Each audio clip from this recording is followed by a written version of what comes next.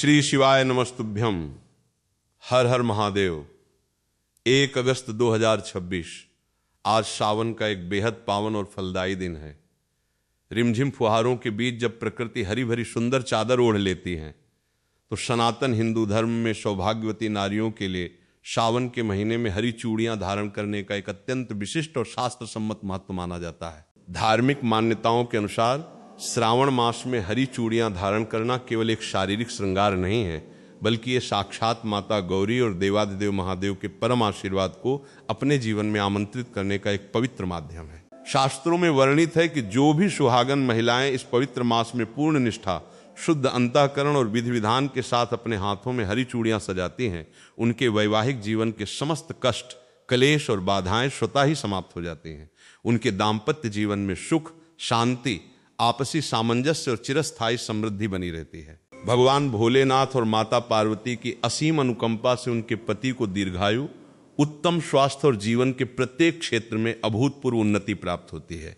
वर्तमान समय में यह देखा जाता है कि स्त्रियां सावन का महीना प्रारंभ होते ही उत्साहवश बाजार जाती हैं और बिना किसी नियम, मुहूर्त या भाव के जो भी चूड़ी पसंद आती है उसे खरीद कर पहन लेती हैं। वे इस बात से पूरी तरह अनभिज्ञ होती हैं कि इन सौभाग्य सूचक चूड़ियों को खरीदने का सबसे शुभ दिन कौन सा है, इन्हें धारण करने का सर्वोत्तम समय क्या है और वे कौन सी सूक्ष्म भूलें हैं जिनके कारण शुभ फल मिलने के बजाय विपरीत परिणाम भी देखने को मिल सकते हैं। यही कारण है कि कई बार माताएं बहनें पूरे सावन मास अत्यंत कठिन व्रत रखती हैं, फिर भी उन्हें अपेक्षित मानसिक शांति और पारिवारिक सुख प्राप्त नहीं हो पाता। आज की इस विशेष चर्चा में हम प्रामाणिकता के साथ जानेंगे कि सावन में हरी चूड़ियों का वास्तविक धार्मिक महत्व क्या है, इन्हें खरीदने का सबसे शुभ दिन कौन सा माना गया है और पहनने का सही समय क्या है। यदि आप भी हृदय से चाहती हैं कि भगवान भोलेनाथ और आद्याशक्ति माता गौरी की दिव्य कृपा दृष्टि आपके संपूर्ण परिवार पर सदैव बनी रहे, तो आपका यह सावन का श्रृंगार वास्तव में शास्त्र सम्मत और मंगलकारी होना चाहिए। इसके लिए आपसे विनम्र अनुरोध है कि इस चर्चा को आदि से अंत तक पूरी एकाग्रता के साथ सुनिएगा, क्योंकि अधूरी जानकारी हमेशा भ्रम का कारण बनती है। इस विमर्श के अंतिम चरण में मैं आपको हमारे प्राचीन ग्रंथों से लिया गया एक ऐसा अत्यंत गुप्त, सरल परंतु अचूक महाउपाय भी बताऊंगा, जिसे यदि आप सावन के महीने में एक बार भी कर लेती हैं तो आपके घर की तिजोरी कभी खाली नहीं होगी और दरिद्रता कोसों दूर रहेगी। यदि आपके मन में महादेव और माता पार्वती के प्रति तनिक भी अटूट श्रद्धा है तो वीडियो को अभी एक लाइक अवश्य कर दीजिए और पूरे विश्वास के साथ कमेंट बॉक्स में लिखिए ता नमः शिवाय। साथ ही सनातन धर्म, सावन व्रत और पूजा विधि से जुड़ी ऐसी ही प्रामाणिक जानकारियां नियमित रूप से प्राप्त करने के लिए चैनल को सब्सक्राइब करके बेल आइकन को अवश्य दबा दीजिए। चलिए बिना एक क्षण भी व्यर्थ किए इस दिव्य चर्चा को गति देते हैं। मेरी अत्यंत प्रिय माताओं और बहनों, जब ग्रीष्म ऋतु की प्रचंड तपन के बाद आकाश में काले घने मेघ उमड़ने लगते हैं और सावन का पवित्र महीना समीप आ जाता है तो सुहागिन महिलाएं अपने पति के दीर्घ जीवन, उत्तम स्वास्थ्य और संतानों के उज्जवल भविष्य की कामना लेकर माता मंगला गौरी के चरणों में शीश नवाती हैं। सावन का नाम सुनते ही मन में जो सुंदर भाव आते हैं वे आपकी गहरी आस्था की सुंदर अभिव्यक्ति हैं, परंतु इस संदर्भ में एक परम सत्य को सदैव स्मरण रखना आवश्यक है कि श्रद्धा जितनी पवित्र होती है उसे सफल बनाने के लिए सही और शास्त्र सम्मत ज्ञान की आवश्यकता भी उतनी ही अनिवार्य होती है। कई बार हम पूरे नियम धर्म से व्रत रखते हैं, 16 श्रृंगार भी करते हैं, फिर भी जीवन में वो अपेक्षित मानसिक शांति और पारिवारिक सुख प्राप्त नहीं हो पाता। इसका मूल कारण पूजा में कमी नहीं, बल्कि श्रृंगार से जुड़े उन सूक्ष्म नियमों का अभाव है जिन्हें शास्त्रों में अनिवार्य बताया गया है। हमारे त्रिकालदर्शी ऋषि मुनि और मनीषियों ने स्पष्ट समझाया है कि जब भीतर की सच्ची श्रद्धा और बाहर की सही शास्त्र सम्मत कर्म विधि दोनों एक साथ मिलकर चलती हैं, तब हमारी पूजा, हमारे व्रत और हमारे द्वारा किए गए श्रृंगार का पुण्य फल अनंत गुना अधिक बढ़ जाता है और वो शीघ्र ही फलीभूत होता है। यही वो मूल कारण है कि आज हम सावन मास में धारण की जाने वाली हरी चूड़ियों के गूढ़ विधान पर विचार विमर्श कर रहे हैं। आपको यह जानकर आश्चर्य होगा कि प्रत्येक वर्ष करोड़ों महिलाएं अत्यंत उत्साह से हरी चूड़ियां खरीदती हैं, परंतु उनमें से अधिकांश को यह ज्ञात ही नहीं होता कि इन चूड़ियों को खरीदने का शास्त्रों में कौन सा परम शुभ मुहूर्त निर्दिष्ट किया गया है, किस विशिष्ट वार को इन्हें धारण करना सबसे उत्तम माना गया है और पहनने से पहले कौन सा अनिवार्य धार्मिक कार्य करना चाहिए जिससे वे चूड़ियां सौभाग्य कवच में परिवर्तित हो जाएं। प्रिय बहनों, जैसे ही सावन शुरू होता है, सूखी और बेजान हो चुकी ये धरती रातों रात मखमली हरी चादर ओढ़ लेती है। वनों और वृक्षों की सूखी टहनियों से कोमल और नई हरी कोपले फूटने लगती हैं और चारों दिशाओं में नयनाभिराम हरियाली का साम्राज्य दिखाई देता है। प्रकृति का ये विहंगम दृश्य साक्षात ईश्वर की ओर से संदेश है कि जीवन में चाहे कितनी भी विकट परिस्थितियां आई हों, एक नई शुरुआत हमेशा संभव है। यही कारण है कि सनातन धर्म में सावन के महीने में हरे रंग को एक अत्यंत विशिष्ट स्थान दिया गया है। हरा रंग केवल आंखों को सुकून देने वाली कोई बाहरी सुंदरता का प्रतीक नहीं है, बल्कि ये रंग मानव जीवन में आशा का जीवंत प्रतीक है, अखंड सौभाग्य का दिव्य सूचक है, धन धान्य और समृद्धि का वाहक है, और इन सबसे बढ़कर ये हमारे शरीर और मन में एक नई चेतना तथा सकारात्मक ऊर्जा का संचार करने वाला माना गया है। हमारी पूजनीय माताएं और दादियां कहा करती थीं कि सावन में जितनी बाह्य हरियाली हमें प्रकृति में दिखाई देती है, उतनी ही व्यवहारिक हरियाली हमें अपने घर, अपने परिवार और अपने रिश्तों में भी बनाए रखने का दृढ़ संकल्प लेना चाहिए। परंतु यहाँ एक परम सत्य को गांठ बांध लेना आवश्यक है कि चूड़ियां अपने आप में बाजार से खरीदी गई कोई निर्जीव वस्तु मात्र हैं। असली चमत्कार, असली शक्ति और असली जादू इन चूड़ियों में नहीं होता, बल्कि वो चमत्कार छिपा होता है आपकी आंतरिक श्रद्धा में, आपके अटूट विश्वास में, पति के प्रति आपके निश्चल प्रेम में और महादेव व माता पार्वती के चरणों में की गई आपकी निष्कपट प्रार्थना में। जब कोई सुहागिन महिला भगवान शिव और माता जगदम्बा को अपना परम आराध्य मानकर पूरे प्रेम से उनका स्मरण करते हुए श्रृंगार सजाती है, तब वो साधारण सा श्रृंगार केवल एक भौतिक सजावट नहीं रह जाता, बल्कि वो एक अत्यंत शक्तिशाली आध्यात्मिक कवच और एक पवित्र संकल्प का रूप ले लेता है। आज के भौतिकवादी और उपभोक्तावादी युग में हमें क्या देखने को मिलता है? सावन आते ही बाजारों में हरी चूड़ियों की बड़ी बड़ी दुकानें सज जाती हैं और महिलाएं भीड़ देखकर बिना किसी नियम, मुहूर्त या भाव के खरीदारी करने लगती हैं। किसी ने कहा कि आज समय मिल गया, किसी ने सोचा कि कल फुर्सत नहीं मिलेगी और बस चूड़ियां खरीदकर तुरंत हाथों में पहन भी लीं। परंतु क्या शास्त्रों में सप्ताह के सभी दिन और दिन के सभी 24 घंटे चूड़ियां खरीदने के लिए एक समान शुभ माने गए हैं? क्या किसी भी मानसिक स्थिति में इन सौभाग्य की वस्तुओं को धारण कर लेना उचित है? या फिर हमारी प्राचीन परंपरा में कुछ ऐसे विशेष दिन भी बताए गए हैं जिनमें इन वस्तुओं की खरीदारी करने से साफ मना किया गया है और थोड़ा संयम रखने की सलाह दी जाती है? यही वो मूलभूत प्रश्न है जिसका शास्त्र सम्मत उत्तर हर सनातनी स्त्री को अवश्य ज्ञात होना चाहिए। विश्वास मानिए, यदि आप इन छोटी छोटी परंतु कल्याणकारी बातों को समझ लेंगी तो इसके बाद से सावन का आपका ये श्रृंगार केवल एक औपचारिकता नहीं रह जाएगा, बल्कि आपके मन की सच्ची भक्ति का उत्सव बन जाएगा। हर हर महादेव।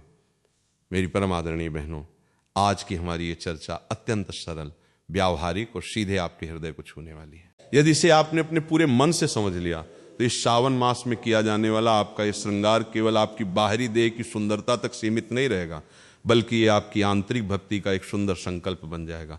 ये महीना केवल कैलेंडर का कोई सामान्य हिस्सा नहीं है, ये तो जीवात्मा को परमात्मा के अत्यंत निकट ले जाने का एक अनुपम अवसर प्रदान करता है। इसी सत्य को रेखांकित करते हुए हमारे घरों में बुजुर्ग महिलाएं कहा करती थीं कि सावन के इस पावन मास में सुहागिन स्त्री का मन जितना अधिक भगवान शिव और माता पार्वती की भक्ति में लीन रहेगा, उसके घर परिवार में आपसी प्रेम, सुख, शांति और लक्ष्मी का वास उतना ही स्थायी और सुदृढ़ होगा। परंतु आज के आधुनिक परिवेश में लोग बाजार की चकाचौंध में ये पूछना भूल जाते हैं कि क्या केवल हरी चूड़ियां खरीद लेना ही पर्याप्त है, या पहनने से पहले कोई विशेष आध्यात्मिक भावना और प्रार्थना भी होनी चाहिए। सनातन परंपरा में किसी भी भौतिक वस्तु का महत्व केवल उसकी बाहरी सुंदरता के कारण नहीं होता, बल्कि उसके साथ जुड़े पवित्र आंतरिक भाव और आध्यात्मिक अर्थ के कारण होता है। हरी चूड़ियां रिश्तों, घर और मन की वैचारिक हरियाली की प्रतीक हैं। जब रिश्तों की हरियाली, मधुरता और आपसी प्रेम बना रहता है तो बड़े से बड़ा संकट भी तिनके के समान उड़ जाता है और कठिन समय भी सरल लगने लगता है। सनातन धर्म की कोई भी परंपरा हमें केवल निर्जीव वस्तुओं पर आश्रित रहना नहीं सिखाती। हमारा धर्म हमें ये परम सत्य सिखाता है कि वस्तु से पहले उस वस्तु के प्रति हमारा आंतरिक भाव कैसा है। श्रृंगार धारण करने से पहले हमारे मन में भगवान के प्रति कितनी अगाध श्रद्धा है और पूजा से पहले चरित्र में कितनी विनम्रता है। महादेव तो एक लोटा जल और एक सच्चे मन के समर्पण से भी प्रसन्न हो जाते हैं। ठीक इसी प्रकार यदि सावन के महीने में धारण की जाने वाली ये हरी चूड़ियां भी केवल एक फैशन के रूप में न पहनी जाएं, बल्कि इन्हें धारण करने से पूर्व भगवान शिव और माता जगदम्बा का पूर्ण ध्यान किया जाए तो इनका महत्व और शुभ प्रभाव आपके जीवन में अकल्पनीय रूप से बढ़ जाता है। इस सत्य को गहराई से समझने के लिए हमारे पुराणों के सिद्धांतों पर आधारित एक सुंदर लघु कथा सुनिए। एक गांव में दो पड़ोसनें रहती थीं। दोनों विवाहित थीं और हर साल सावन का व्रत रखती थीं तथा हरी चूड़ियां भी पहनती थीं। पहली महिला जैसे ही सावन आता बाजार जाती और जो भी चूड़ियाँ उसे सुंदर दिखती उन्हें खरीद लाती और तुरंत पहनकर अपने दैनिक घर के कामों में या दूसरों की बुराई करने में व्यस्त हो जाती। उसके लिए वो चूड़ी केवल एक गहना थी जिसे पहनना समाज में जरूरी माना जाता था। दूसरी महिला भी वैसी ही साधारण हरी चूड़ियाँ खरीद कर लाती, परंतु घर आने के बाद वो सबसे पहले स्नान करती, स्वच्छ वस्त्र धारण करती और अपने पूजा घर में भगवान शिव पार्वती के समक्ष घी का दीपक जलाती। फिर वो उन चूड़ियों को एक पवित्र थाली में रखकर उन पर गंगा जल छिड़कती, हल्दी, कुमकुम और अक्षत अर्पित करती, मानो वो माता पार्वती का साक्षात सौभाग्य प्रसाद हो। इसके बाद वो हाथ जोड़कर भगवान से प्रार्थना करती कि हे देवाधिदेव महादेव, हे जगत जननी माँ भवानी, यदि इन हरी चूड़ियों में कोई भी सौभाग्य का अंश है तो वो केवल आपकी असीम अनुकंपा से ही है।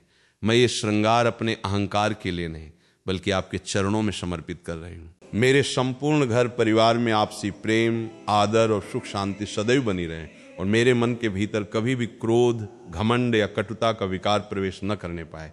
ये मर्मस्पर्शी प्रार्थना करने के बाद वो महिला उन चूड़ियों को प्रसाद मानकर अत्यंत प्रसन्न चित्त से अपने हाथों में धारण करती थी। बहनों, उन दोनों ही महिलाओं ने एक ही बाजार से वैसी ही कांच की चूड़ियां खरीदी थी, परंतु अंतर चूड़ियों में नहीं बल्कि उनके आंतरिक भाव और उनकी श्रद्धा में था। ईश्वर कभी भी धन या बाहरी आडंबर के भूखे नहीं होते, वे तो केवल भक्त के सच्चे और निर्मल भाव के भूखे होते हैं। यही कारण है कि हमारे सनातन धर्म में हर शुभ कार्य या श्रृंगार करने से पहले ईश्वर का स्मरण करने की सलाह दी जाती है।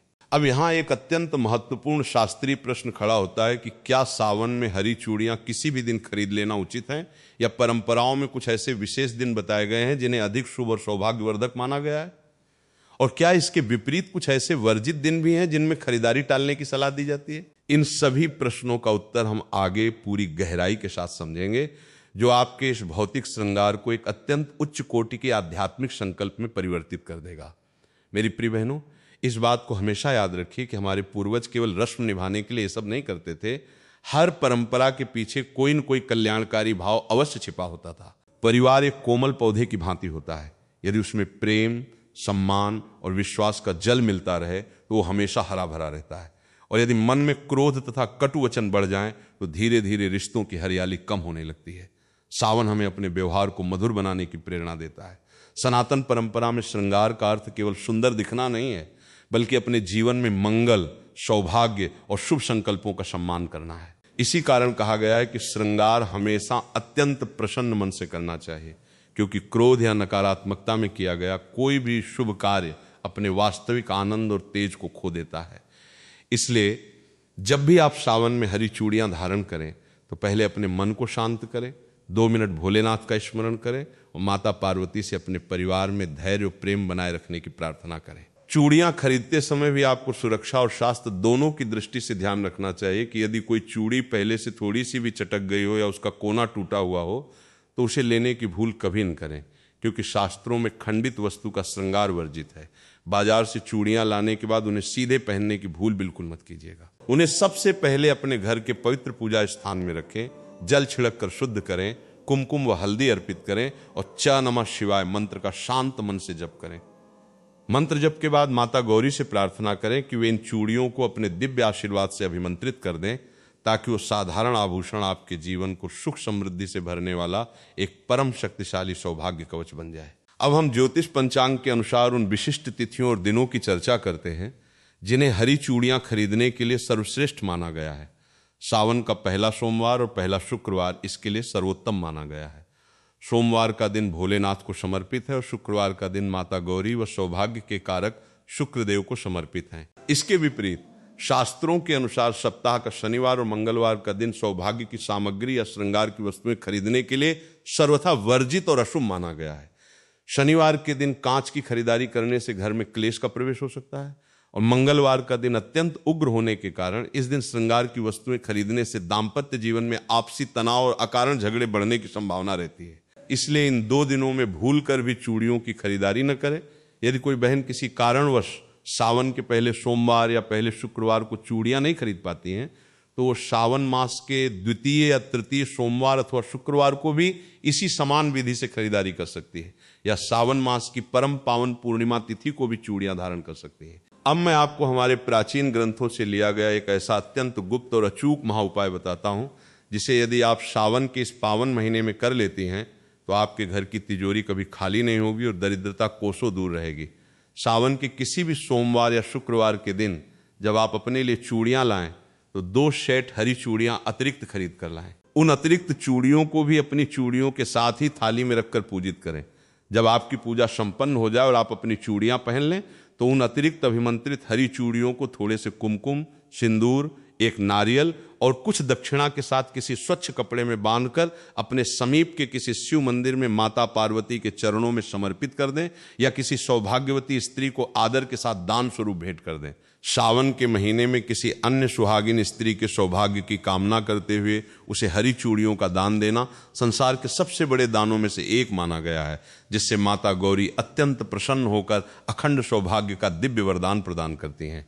मेरी महादेव और माता भवानी से यही प्रार्थना है कि आप सभी का सुहाग अमर रहें और आपके घर में अन्न धन के भंडार सदैव भरे रहें। एक बार पुनः पूरे भक्तिभाव से उद्घोष कीजिए, हर हर महादेव, ओम नमः शिवाय।